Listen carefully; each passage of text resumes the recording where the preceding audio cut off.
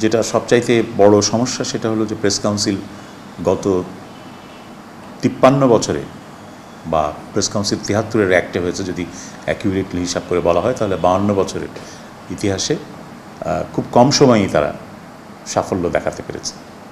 এটা খুব কার্যকর প্রতিষ্ঠান হিসাবে দাঁড়াতে পারেনি।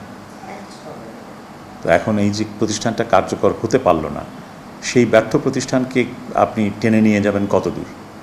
আর এই প্রতিষ্ঠানটা শুধুমাত্র সংবাদপত্রের জন্যে, কিন্তু এখন তো মিডিয়া বলতে, গণমাধ্যম বলতে একটা বড় অংশ টেলিভিশন এবং অনলাইন রেডিও, সেগুলোকেও তো এই ধরনের স্বনিয়ন্ত্রণ যেটা বলে, কিংবা নিজেদের জবাবদিহির যে ব্যবস্থা, শুরুতেই যে প্রসঙ্গে আমরা আলোচনা করছিলাম, সেই জবাবদিহির ব্যবস্থায় তাদেরকেও তো অন্তর্ভুক্ত করা দরকার।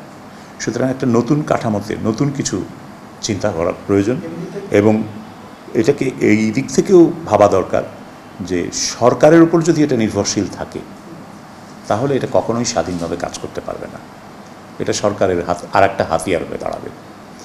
সুতরাং একটা প্রকৃত অর্থেই স্বাধীন রেগুলেটরি বডি তৈরি করা দরকার, এবং সেই বডি অবশ্যই খবরের কাগজ, টেলিভিশন, অনলাইন, সংবাদপত্র সব মিলিয়েই হবে।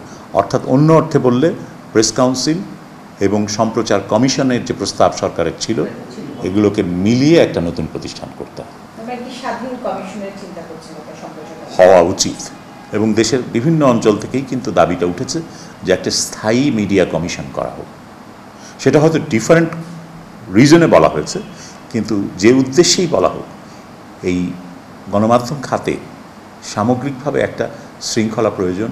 এখানকার যে আচরণ বিধি, কোড অফ কন্ডাক্ট একটা থাকা দরকার, এবং সেই কোড অফ কন্ডাক্ট অনুসৃত হচ্ছে কিনা সেটা দেখার জন্যে একটা ব্যবস্থা থাকা দরকার, এবং সেই ব্যবস্থাটা স্বাধীন ব্যবস্থাই হবে।